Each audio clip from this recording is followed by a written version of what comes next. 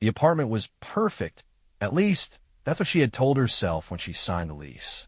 It had character, ornate molding along the ceiling, heavy wooden doors with brass handles, a deep clawfoot tub that gleamed under dim bathroom lighting. A place with history, with stories embedded in its walls. She had wanted something with a soul, something more than the sterile white box apartments that filled the rest of the city. And this one had drawn her in immediately. It had been a long day of unpacking, the kind of exhausting, mindless work that made the hours slip away unnoticed. Boxes had been flattened and stacked in a corner, her books arranged in messy piles, waiting for shelves she had yet to assemble. As the light outside turned a golden amber, she moved a cabinet closer to the far wall, its weight scraping softly against the floor. That's when she noticed it. A small, built-in drawer, almost invisible against the wood-paneled wall. No handle, just the faintest indent where fingers might slip in to pull it open. She hadn't noticed it before, and something about its placement, its subtle concealment, made her hesitate. Still, curiosity won. The drawer stuck at first, resisting as if it hadn't been touched in years. But with a slow, deliberate tug, it came free, revealing a thin layer of dust swirling up into the air. Inside, neatly stacked, were photographs. She picked one up. A wedding scene. A smiling bride, her veil flowing in the wind, standing beside a man whose grin looked forced, his hand gripping hers too tightly. The photograph had that distinct vintage texture, grainy, slightly overexposed at the edges.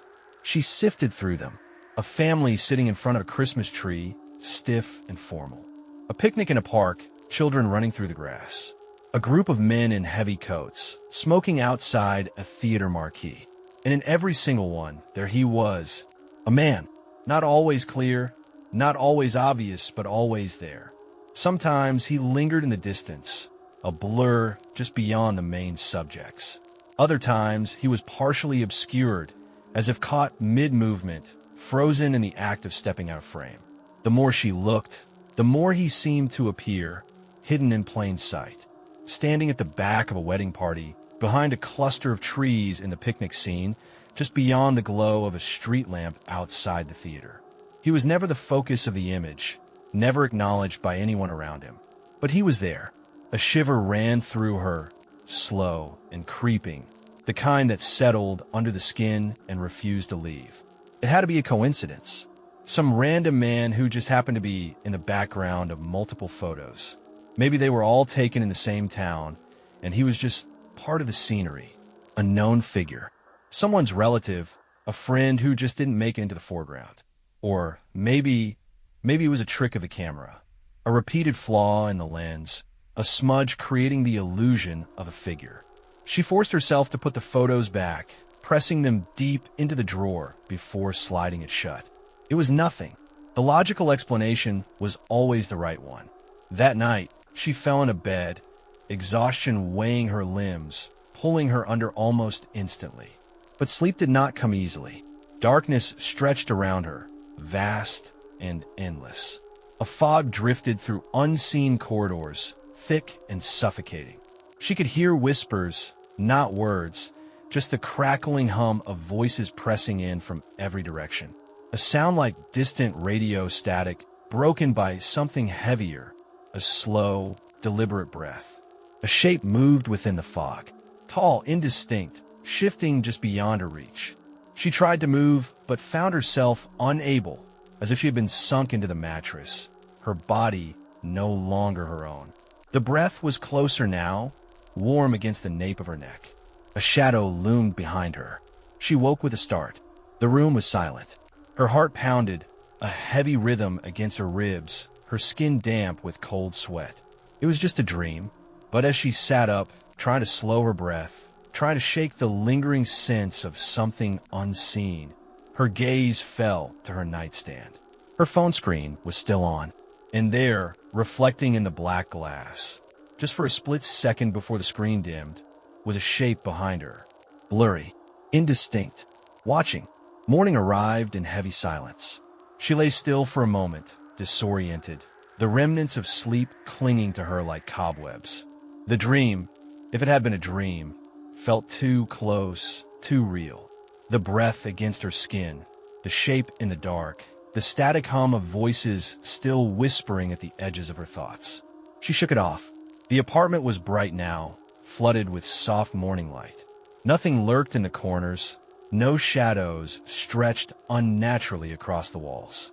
The drawer, sealed shut, looked ordinary. Her phone sat on the nightstand where she had left it. She picked it up, hesitated, then pressed the screen awake. No reflection, no figure behind her, just her own tired face staring back. She exhaled, forcing a breath deep in her lungs, then swung her legs over the bed. She needed to move, needed to shake off the unease that had seeped into her bones. A distraction, unpacking, decorating, making the space feel like hers. The apartment still felt temporary, like she was only passing through. The bare walls, the half-unpacked boxes, everything felt unfinished, unsettled.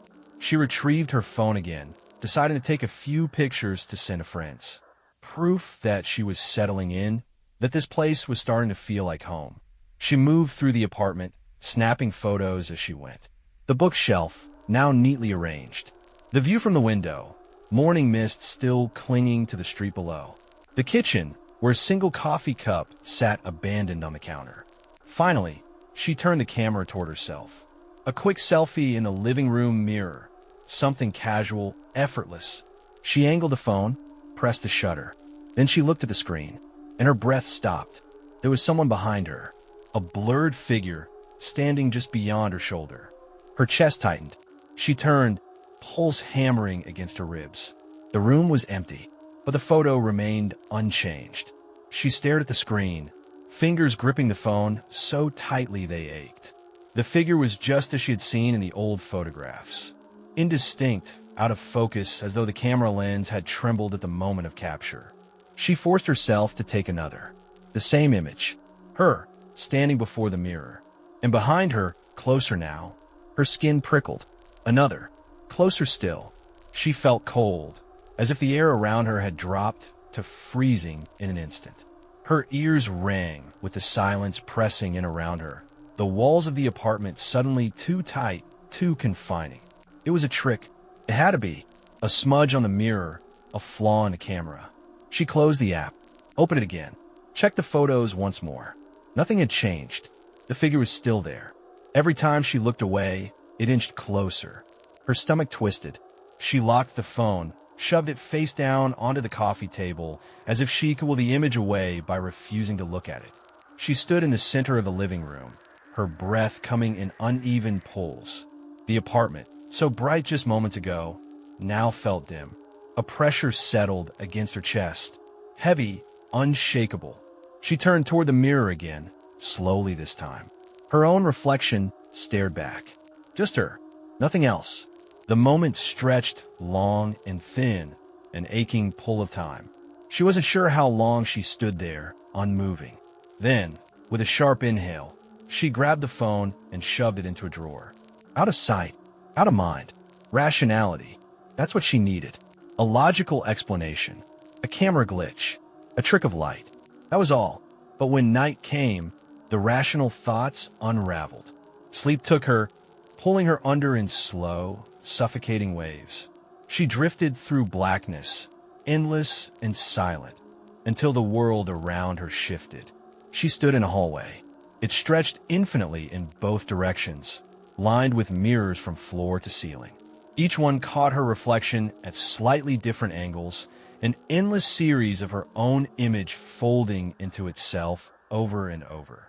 The air was heavy, thick with something unseen. She took a step forward.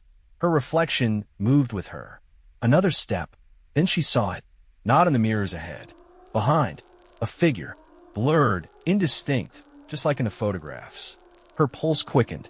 She turned her head slightly, enough to glance over her shoulder.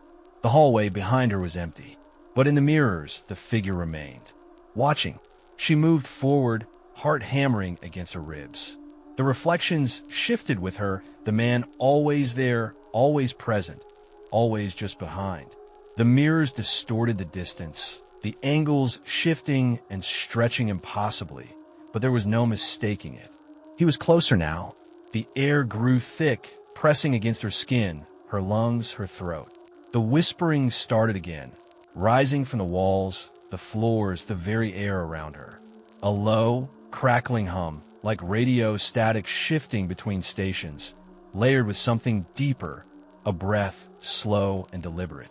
She swallowed, trying to keep herself still, trying not to let the fear take hold. But then she saw it. In a mirror just ahead, the reflection of her own face, wide-eyed, breathless, frozen. And behind her, closer than ever before, a shape leaning forward, its blurred edges shifting, its presence pressing into the space between them. Close enough to reach for her. Close enough to breathe against the nape of her neck. A voice, low, distant, echoing through the hum of whispers. Not words, just sound. She woke with a start, a sharp gasp tearing from her throat. The apartment was dark, the silence pressing in from all sides. Her pulse pounded in her ears, her skin cold with sweat. A dream, just a dream. But as her breath steadied, as the darkness settled back into stillness, she turned her head slightly, just enough to catch the mirror across the room. Her reflection stared back, and for just a second, just the briefest, most fleeting moment, she swore she saw something else. A shadow, a shape, standing just behind her. She had always believed in logic, rationality. Things had explanations. Even fear, especially fear, was just the mind trying to impose meaning onto something it didn't understand. And that's all this was. She had seen something unsettling in those old photographs, then convinced herself it was more than it really was. Her mind, working against her, turning shadows into something sinister. The dream, just a product of that anxiety. Nothing more. But still, there were questions that needed answers. She started with the building itself. A quiet corner of the city, the kind of apartment that had probably changed hands dozens of times over the years. She expected to find records easily, old rental listings, previous tenants, something that could anchor the place in reality. But every search came up empty. No history, no sales records, no archived property listings. It was like the apartment didn't exist before she stepped inside it. Frustrated, she called the landlord. The conversation was brief. He brushed off her questions, evasive in a way that made her stomach twist. The history of the building? It didn't matter. Previous tenants? Irrelevant. Everything was fine, he assured her. But it wasn't. Because later, when she tried to call back, the number was disconnected. A cold unease settled into her bones. That should have been enough. A clear warning. A sign to leave, to pack her things, and never look back. But she couldn't. Not yet. Instead, she reached for the drawer again, fingers trembling as she retrieved one of the photographs. The image was old, edges curling slightly, the paper fragile between her fingertips. The man was there, blurred into the background like always. Watching, waiting. She needed someone else to see it. The photography store sat on a quiet street, wedged between an antique shop and a laundromat. The bell over the door chimed softly as she stepped inside, the scent of aged paper and chemicals thick in the air. Rows of cameras lined the walls, their empty lenses staring outward, hollow and unblinking. The owner was an old man, thin and weathered, with hands that had spent a lifetime handling delicate things. He barely looked up as she approached the counter, placing the photograph before him. She asked if he could take a look. He did. At first, there was no reaction. He studied it under a magnifying glass, gaze moving slowly over the details. But then, his expression shifted. A flicker of something. Fear. His fingers tensed around the edges of the photograph. Then, abruptly, he shoved it back across the counter. His voice was low, shaking. Burn them. That's what he said. Burn them all. She pressed for more, for any kind of explanation. But he refused. Wouldn't meet her eyes. His hands trembled as he stepped back, as if afraid the photo might reach for him. She left. The walk home was quiet. The city dull around her, sounds muffled by the weight in her chest. She tried to push it away, tried to tell herself it was nothing, just the paranoia of an old man who had seen too many strange things. But the way his hands had shaken, the way he wouldn't look at her, it stayed with her. That night, exhaustion finally pulled her into sleep. But it didn't last. Something woke her. A sound. Soft, deliberate movement in the darkness of her room. She lay still, her breath caught in her throat, pulse hammering in her ears. The air felt heavy, thick with something unseen. Her phone screen was glowing. Not just glowing, open. The gallery app. The old photographs filled the screen, but they had changed. The man was no longer in the background.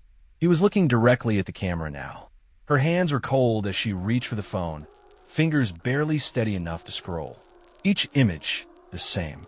The man, shifting closer, no longer just a blurred presence, but something more. Something real. And then, the last photo. Not an old image. Not a vintage photograph. A picture of her, taken from inside her bedroom. She stared at the screen, heart pounding, breath shallow. The walls of the apartment seemed to close in around her, the silence pressing against her skin. She wasn't alone. She knew that now.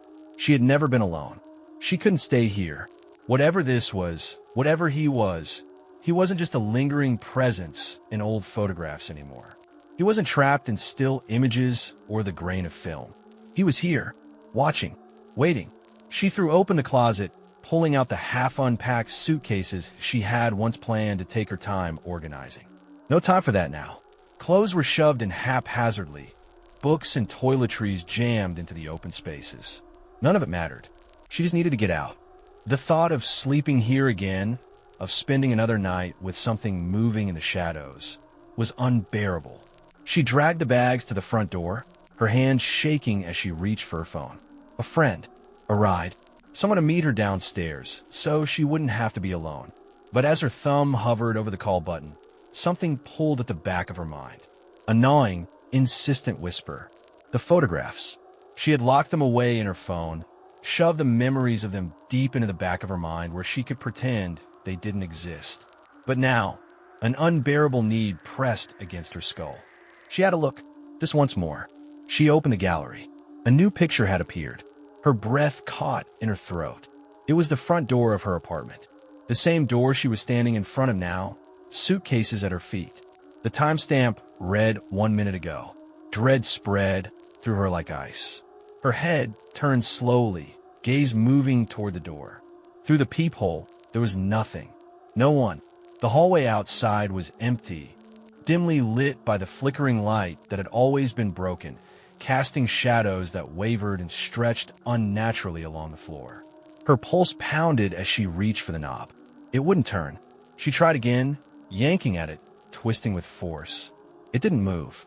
The deadbolt wasn't locked. The chain wasn't latched. But the door refused to open, as if something on the other side was pressing against it. Holding it shut, the phone vibrated in her hand. Another picture. She didn't want to look, didn't want to see, but her fingers moved anyway. The image loaded. Her stomach dropped. It was taken from inside the apartment. It showed her standing in front of the door, holding her phone, looking at the screen. She jerked her head up, eyes scanning the room. The space around her was silent, still, unchanged, but it didn't feel empty. Something was here, close, watching. The air felt thick, pressing against her skin, making it hard to breathe. She couldn't tell if it was the weight of fear sinking into her bones or something else, something unseen, pressing closer. She turned back to the phone, to the picture, trying to convince herself it wasn't real. That it was a glitch, an error, some kind of sick trick. But before she could close the app, another vibration. Another picture. This one was closer. She could see the details of her own face now. The pale skin, the widening eyes, the way her fingers clutched the phone too tightly.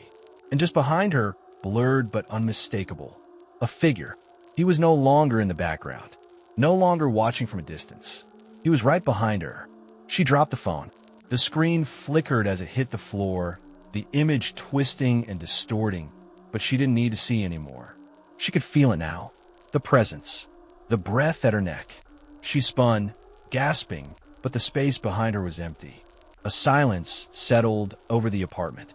A silence so thick it felt unnatural, pressing against her ears, muting even the distant city sounds outside. Her phone vibrated again. Slowly, hesitantly, She crouched to retrieve it, her hand trembling as she lifted the screen to her face. One more picture, but this time it wasn't of her. It wasn't of the door. It wasn't even of the apartment.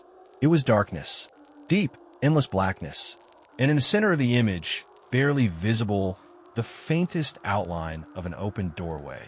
Waiting. She didn't move. She couldn't. The room around her had shrunk, the air thick, heavy, pressing down against her skin. The silence was so complete that even her own breath felt too loud, too invasive. The kind of silence that wasn't truly silence at all, more like something waiting. And then, footsteps. Slow, deliberate, somewhere behind her. The soft creak of weight shifting against the wooden floor, the almost imperceptible drag of something brushing along the surface. Each step unnervingly patient, as if whoever, or whatever, was there wanted her to hear. She squeezed her eyes shut, fingers gripping her phone so tightly it dug into her palm. She wouldn't turn around. If she turned around, it would be real. If she turned around, she would see. Another step. Closer. Her breath hitched. Her phone vibrated again, the sound impossibly loud in the silence. The screen flickered, bathing her hands in cold, blue light. She forced herself to look. A new photograph. She shouldn't have looked. It was a close-up of her own face, frozen in horror, taken from just behind her shoulder. Her throat closed, breath strangled in her lungs. The image blurred as her hands began to shake, as the walls of the apartment warped around her, bending inward, suffocating. The phone screen pulsed, the light fading, dimming. Then, darkness. The device shut off, swallowed whole by the silence. The footsteps stopped, but she knew, without seeing, without turning, something was right behind her. Breath. Warm, slow, steady. Not hers.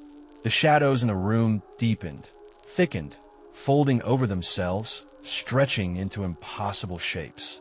A presence loomed over her, pressing closer, until she could feel the weight of it, heavy against her spine. Her fingers twitched. She wanted to move, to scream, to run, but the silence swallowed her whole.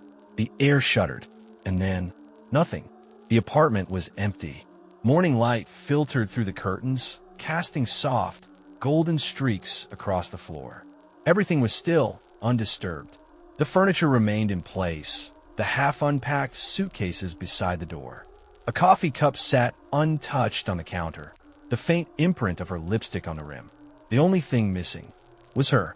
Days passed, then weeks. No calls, no trafe, no sign she had ever left, no sign she had ever existed at all. Eventually, the landlord placed a new listing. The unit filled quickly. It always did. People came and went, new tenants rotating in and out, none staying long enough to ask questions. But the apartment kept things. Late one evening, long after the last traces of her presence had faded, something shifted in the walls. A drawer, forgotten and overlooked, creaked open just slightly, enough to disturb the dust. Inside, a new stack of old photographs had appeared. The same grainy images, the same faded scenes, the same figure. But this time, it wasn't a man standing in the background. It was a woman, blurry, watching, waiting.